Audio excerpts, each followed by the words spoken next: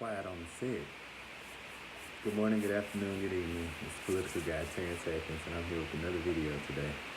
I just want to apologize for taking a little break. I've been real busy working with this production of the wheels indicator. So if the indicator come out and see the wheels, I'm doing fans, doing hair, doing everything. So it's been a minute since I've been on here, and actually I recorded this video a couple days ago, but it didn't post. I actually got on the phone with Yvette Carnell and about 2,000 people and told them that I had made a video that didn't post to YouTube, and I didn't know until after I said it. So I actually took it down because it was some problems with the video.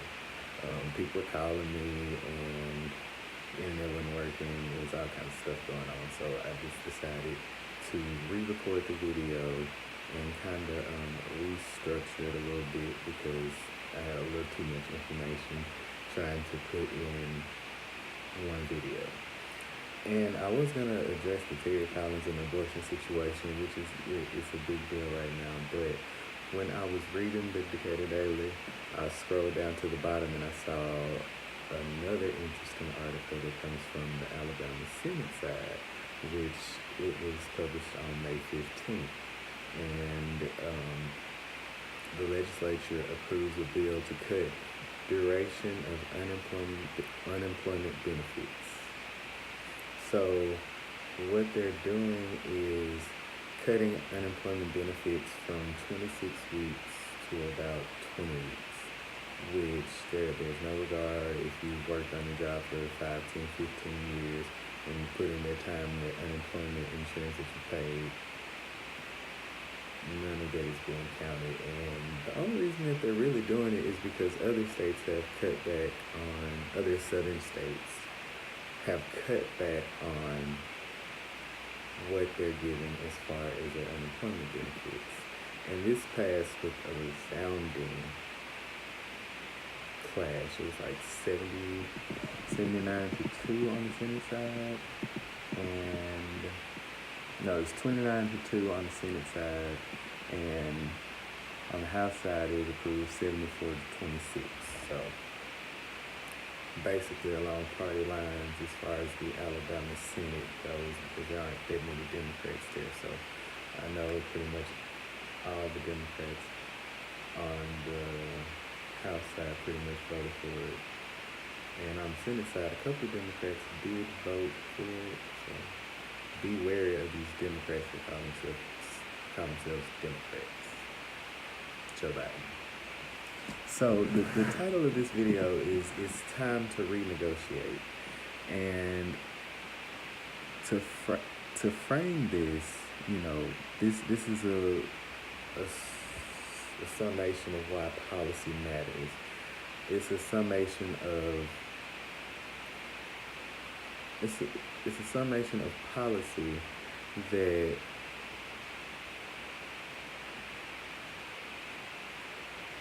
will show you why negotiation is key in the success of your people. So to go into it a little bit more, I'm going to start off with basically the inception of the United States. I'm not going to give you a deep, in-depth history of the inception, the pre-inception, I guess you would say, of the United States, and then to some specific acts that built wealth and that were actually renegotiated by Southern Democrats, the status quo of Congress at the time, and the people. The people came back and they said, this isn't adequate. So we're going to start off with, before the United States became the United States, they had to come and build, they had to come and, kind of start what they were going to do, start what they were going to be, start the new country, the new world that they had promised everyone.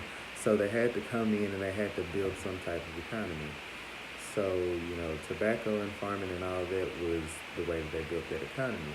So in the 1600s, they had indentured servitude, which was basically other white people that came, they couldn't afford a ticket, they couldn't afford to be here. They said, we'll come and we'll work and we'll build this stuff, and we'll you can just pay it. We'll split the difference. You pay me a little bit, and you take a little bit to pay for my fare here, and keeping me here and all that. So that worked for a little while, very very little while. So in 1619, the first slaves arrived. So this is what, a good 150 years before the Declaration of Independence. Yeah, Declaration of Independence. So you have the slaves that come in 1619, and you have the planter elite class who are the slave owners, and they, see these people that kind of look like them, so they take the white people and they make them overseers, and they start paying them. Well, they were always getting paid. Indentured servitude was being paid. They were paid from the beginning. So you have those people become overseers, there's the supervisory roles, and they're becoming citizens. They're becoming white. They're becoming cleansed of the peril that they had gotten themselves into trying to get to America. So you have the slaves that arrived in 1619, and they worked for free forever. The generations of people worked for free. So you have the country's inception, 1776, all that. We still enslaved. That was 1619 that I was talking about. So in 1776, we're still enslaved. So 1790, there are naturalization acts that kind of get, Irish people in and other immigrants into the fold, so that they don't have to struggle and suffer like us ADOS people. Well, the slaves at the time, they didn't have to struggle and suffer like that. There were naturalization acts of Indians, the Native Americans, the people whose country y'all stole. Y'all had to naturalize them. So it's kind of crazy when you look back at policy, just from the beginning. You got slavery, which is a whole institution of its own. You have naturalization. You have a country being born. You have all of this going on. So in 1862, the Homestead Act started. The Homestead Act was, a group of laws that granted 160 acres of land to white people at basically bottom dollar prices. One of the provisions for it was after, you got the land for free, you get to work it. After 5 years, the land is given for a registration fee. And according to the National Park Services website, it says that it was $18. According to Wikipedia, it's $38. So I did the calculations for both with the money inflation calculator. So for $18 in 1862, in today's money, it would be $455.43. And for the $38 figure, it would be $961.47. So for under $1,000, you could get 160 acres of land. After 6 months, you could purchase the land for $1.25 an acre. So with the money inflation calculator, that says it would be $31.63 an acre. So still, you're coming out at under $1,000 for 160 acres of land that you get to work in the new America that was purchased by America in the Louisiana Purchase of 1803. That was purchased from slave labor. So you give away this land to anyone who isn't the people who actually earn the money to make the land. It's crazy. So even with that policy being in place, the Homestead Act, they said it wasn't enough. So you get 160 acres of land, and they say, well, no, we need more. 160 acres is enough to provide for a single man, But I can't take care of no family on 160 acres. So they renegotiated And they came up with the figure 320 acres, which is double what they already had. So they continued to say it wasn't enough. And they also opened up land in the timber industry, which created a lot of business in the timber industry that we were still locked out of. With the Homestead Act, about 270 million acres of land, which was roughly 10% of the United States at that time, was given away. Out of the families that received homestead land, 1.6 million white families received homestead land. And guess how many black families? Yes. How many black families received land? Between 4,000 and 5,500.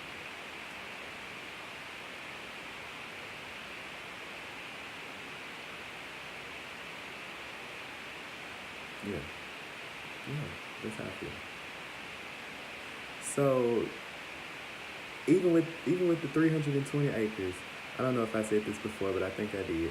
Even with the 320 acres that they were getting, they had to renegotiate again and get 640 acres of land. All for the original homestead fee.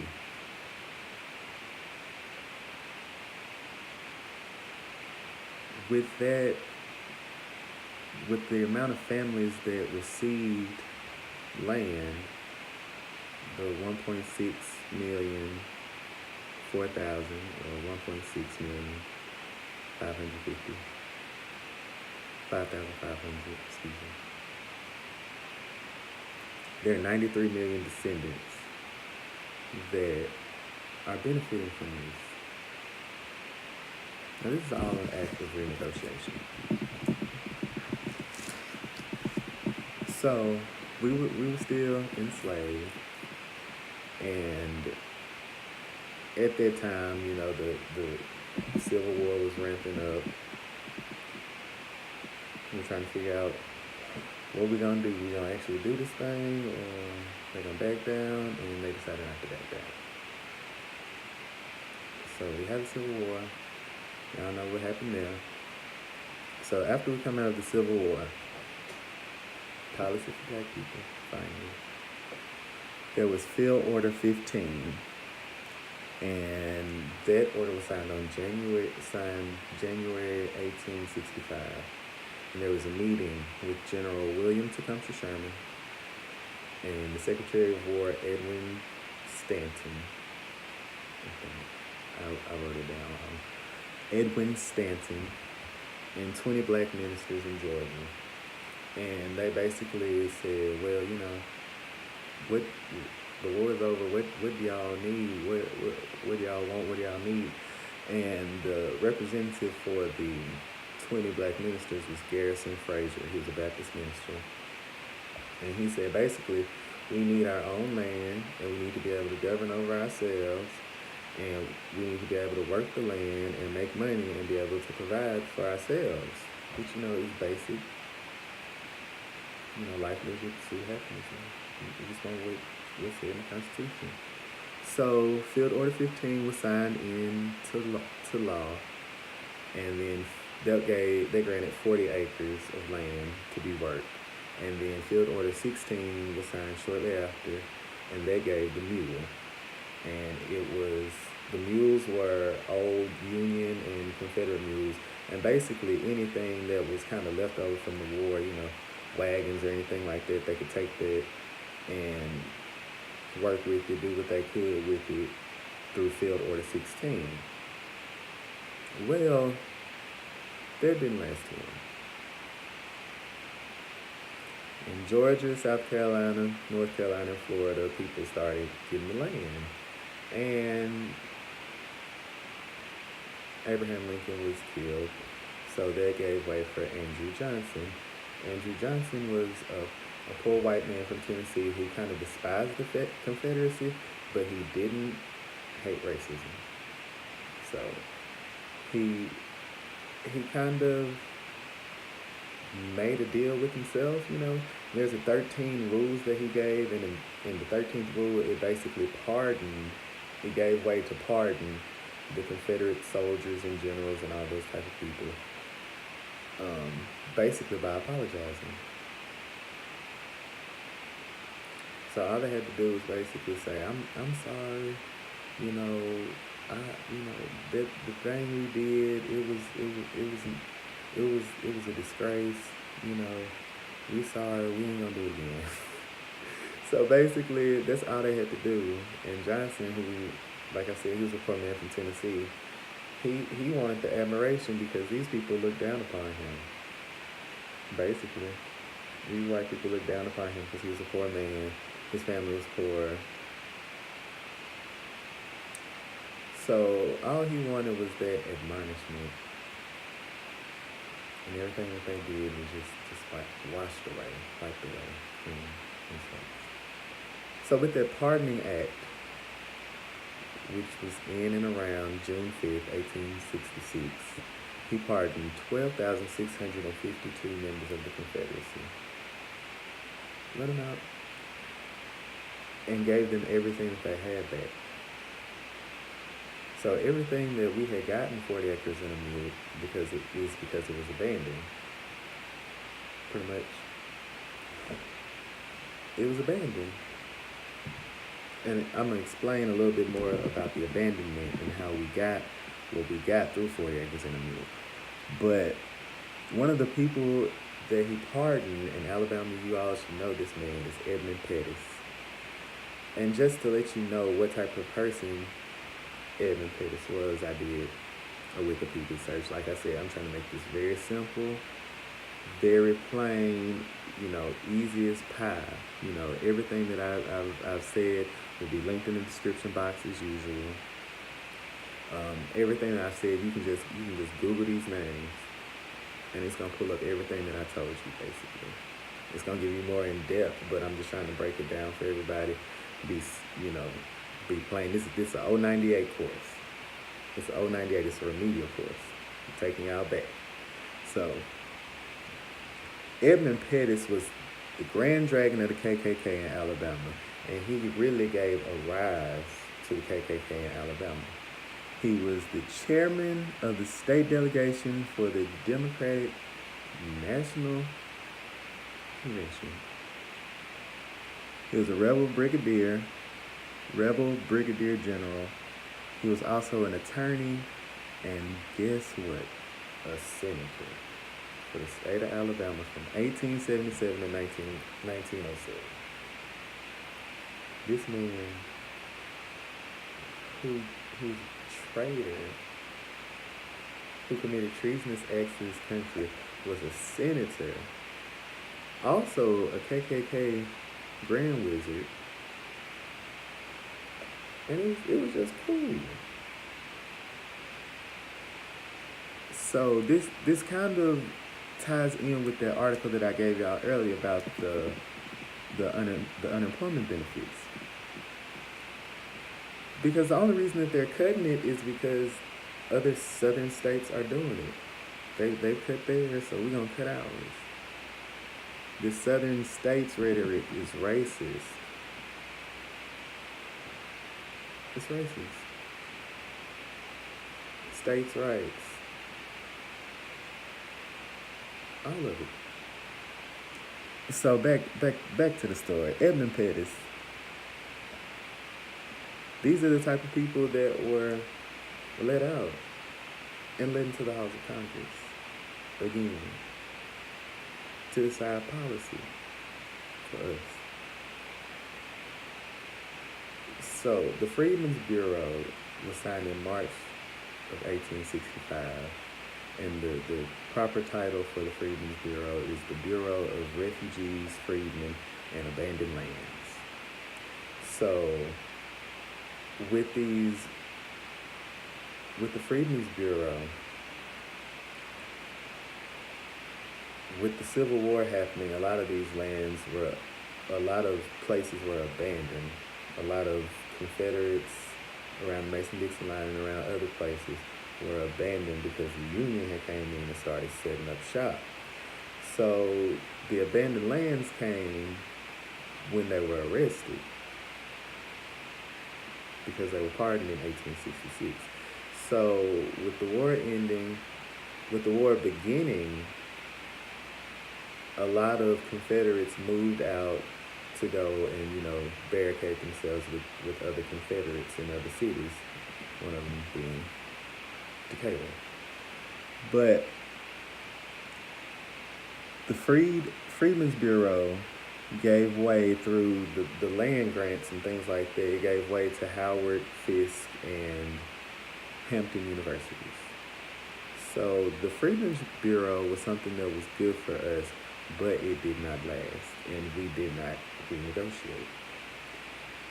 One of the pivotal things in the Freedmen's Bureau was something that was kind of a sideline thing that kind of came into full spectrum with me with studying policy and doing all of this and telling you what I'm telling you.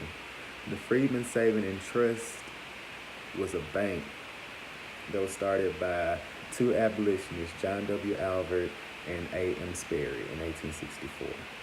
So like I said, when the war was ramping up, the Confederates basically moved out. So the Union had, former slaves and freed men working for them. They were, helping them set up, moving there, moving this, doing what they had to do to get what they needed to get done. So they started paying them. And, at this point in time, you're getting paid, you want to take your money to the bank and save it because anything could happen. And, you want your family to be able to recuperate from what happened or get the money that you've made to, continue to sustain their lives. Well, at this time, they were putting it into white banks, and the deposits just started coming up missing. They were saying they ain't had the money, they weren't taking proper deposits. Some of these people didn't have last names, and a lot of these people probably came from the same plantation, so it was probably a bunch of John whoever's running around with the same last name. So the documents were insufficient. So these two abolitionists came up with the idea of setting up a bank for these African Americans to put their money. So from 1864 to 1874, there were 61,144 people that began to save money through the Freedmen's Saving and Trust. And in that 10 years, they saved roughly $3 million. Now, I did my money inflation calculator again, and it was a little under $70 million. It was like not even $100,000 difference from $70 million. So with that happening, these people would never receive their money. They never, even after having a bank set up specifically for them, they never received their money. The $3 million just went up in the air because the bank's board of directors, let me make sure I got this right, massive fraud by upper level management and board of directors. Now, the Freedmen's Bureau has started 37 branches, and they did have black tellers. But when it says the corruption went down, I got this article in there, the corruption went down with the upper level management and the board of directors. That don't sound like teller. So through no fault of our own, our money was stripped from us again. Although we worked for a real slave again in a 10-year period. And we never renegotiated. So this is part of the reason that I had to redo my video, because I was trying to pull up this article. So I'm going to go ahead and pull it up now. So another fine art in renegotiation was the New Deal. Now, the New Deal did a lot. It basically was the expansion of government. That's what I put down, was the expansion of The New Deal is where we get the 100-day policy from, not policy, 100-day, the president's first 100 days. You know, how much did he do? What did he do in them first 100 days? You know, that's where we get that from, because FDR in that time put together a lot of policy in that first 100 days.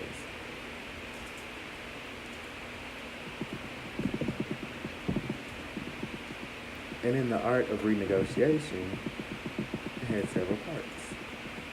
Why is this article still not on? There it goes.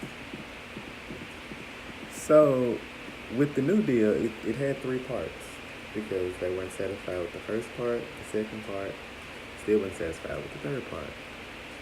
But the sad thing is, none of it benefited us. None of it benefited ADOS people. So the New Deal started in 1933 with Franklin Delano Roosevelt. And it ended with his presidency in 1939. Now, I'm just going to go through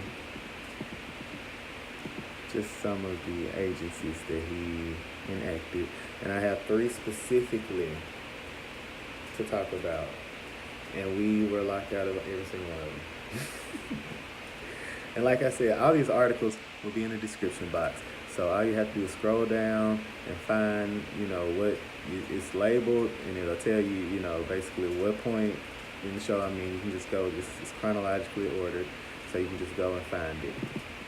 But in the New Deal, there was the Government Economy Act, Civilian Conservation Corps, Abandonment Gold Standard. That's where we abandon the gold standard with money. That's how money just, you know, kind of expanded. The Federal Emergency Relief Act, the Agricultural Adjustment Act, Emergency Farm Mortgage Act, Securities Act, Homeowners Refinancing Act, Glass-Steagall, and we're going to be talking about Glass-Steagall a whole lot. Not in this video, but later on. So it says that it was 15 different agencies. Some of them are important, some of them weren't.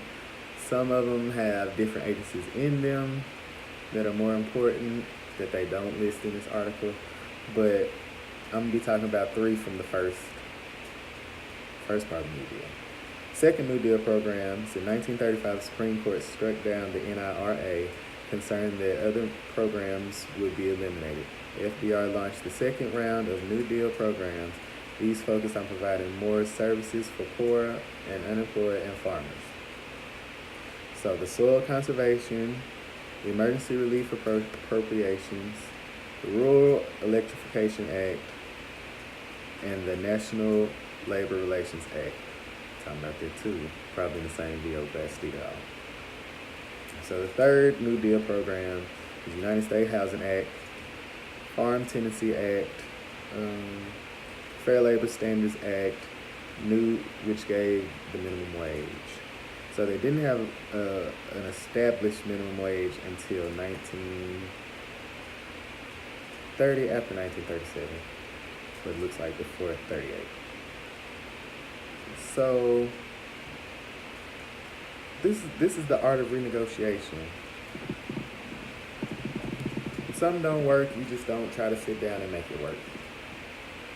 You have to go and say it doesn't work. It doesn't work. So the three bills I'm gonna be talking about, the three acts from the New Deal that are so important in wealth creation and wealth placement are the FHA, Federal Housing Act. I'm trying to pull up my article.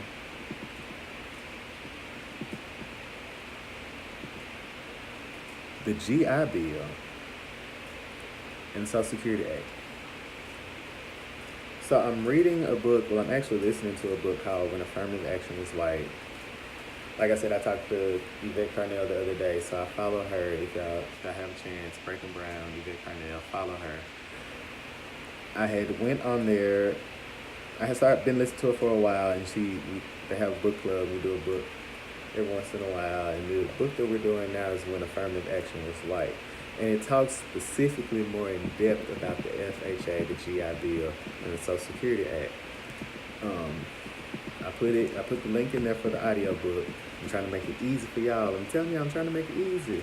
So I put the link for the audio book in there, and just go on YouTube and listen to it. It's about an 8-hour listen if you do audiobooks, if you ever listen to an audiobook. It's an 8-hour listen. It's pretty good, and it tells you basically what we were locked out of and how we were locked out. So if y'all gonna continue to follow me, I need y'all to, kind of to take some time, because after you listen to about a couple of hours of it, after you listen to about an hour and a half, you're gonna be like, dang. That's how they did it in 1934. That's how they was doing it. This ain't 1860. This ain't 1891. So please listen to When Affirmative Action Was White. There's also, if you just look up When Affirmative Action Was White PDF, I got a scribed app and it's on there. You can read it from there, because I was reading a little bit faster than the audio book, but I can't find where I'm at, so I'm still listening to it. But basically with the FHA, what they did was, there was this thing called racial covenants. And what that was is basically, you wouldn't sell your house to a black person. You wouldn't let nobody move next to you that was a black person. You're gonna tell everybody that black people can't live here, black people can't live in this neighborhood. So when that happens, all of the money that was being given for housing loans were going to specific areas that only had racial covenants. So before the FHA, people had to pay 50% down for a home. When the FHA came around, that lowered it to the 20% standard. So black people couldn't get the 20% down loans, even if they were similarly situated to whites. If they had the same income, they both work at the same job, they both do the same thing, they still couldn't live next to each other. And it wasn't because, they didn't have it. It's just because they couldn't live next to each other. It was written into law. We will not give you loans. We will not give black people loans. We won't give you a loan. And it was all done under the guise of states' rights. Because when they were writing these bills, when they was writing this stuff, the GI Bill included, we were still segregated. We're still a segregated nation. Even though ADOS people were going and fighting in wars and dying, we were still separated. We were still segregated. And it'll tell you that when affirmative action was white, it talks about how they would have to, when they got to DC, if they were in integrated train cars, they had to get off the integrated train car and segregate at Washington, D.C. to come into the South. So when you have that type of living arrangement, you have to understand that the policy is going to be the same. So the FHA, GI Bill, Social Security, they all were racially segregated. With Social Security, they would not give Social Security to domestic workers, maids, and farmhands. So the wealth that you accumulate by working and making a wage and paying into the tax system was not benefiting those people that were paying into the tax system. None of the things that were going on were benefiting the people that were paying taxes for that to benefit them.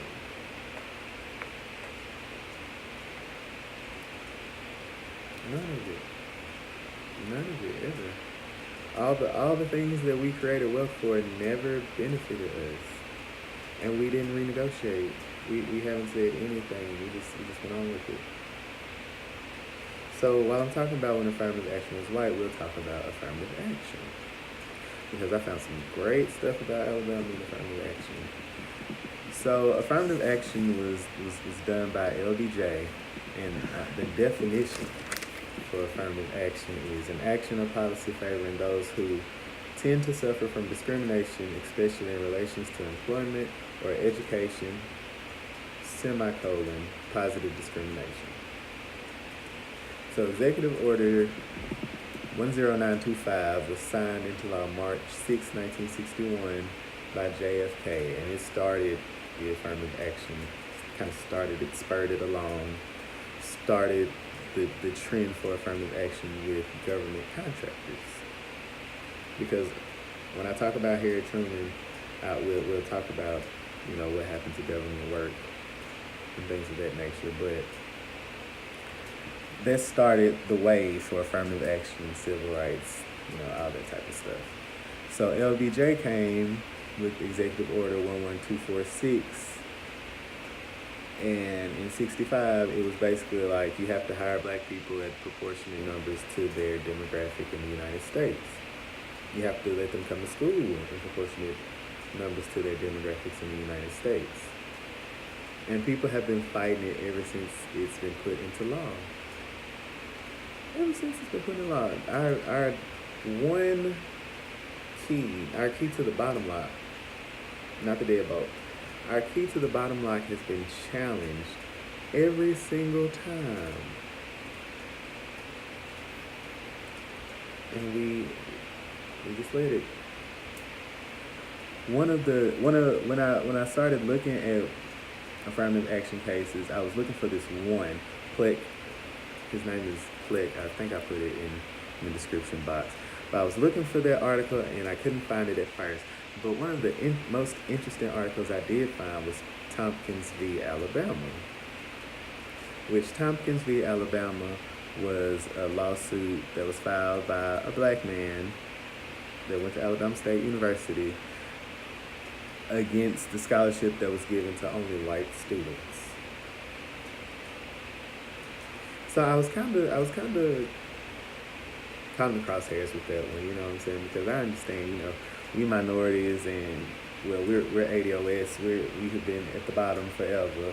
Why should somebody be able to come to my school that was built for me and be able to get a free ride after oppressing me? And I was a little conflicted by it, but I was upset because affirmative action is basically the only way in. It's the only way we get in. Affirmative action. Quotas. Which we don't have quotas, but they have to show some type of diversity. So affirmative action is our key in, and you would fight against affirmative action. And I'm glad that the judge that had it kind of rolled it up into another case, which is Knight versus Alabama, which is a discrimination case, which it ended in, I think, 2004. The article's in there. But it was filed by John F. Knight, who was a member of the Alabama caucus and Alabama Congress, and John Gibson, who was the president of A&M at the time, A&M students and A&M alumni, and Alabama State students and alumni, faculty, teachers, the school system, higher education system, filed a lawsuit against Alabama for the discrimination that they do. States' rights. So this is why I say it's time to renegotiate. And when I say renegotiate, I need you to understand that politics on the smaller level impacts you more. Donald Trump is screwing up the country, but he's not the only one. He's not the only person that's messing up. He's not the only person that has screwed the country. There are people in your backyard that have screwed this country more. Terry Collins said the bill that she put into place will not include incest and rape because she wants to challenge the Supreme Court. But she wants to be the first because we have the most restrictive law in the country. So she wants to be the first person to ink the Supreme Court deal. You got Senator Arthur Orr in our backyard. He's from the east side, southeast, real southeast. real deep in the southeast side. This cutting unemployment for people in Alabama who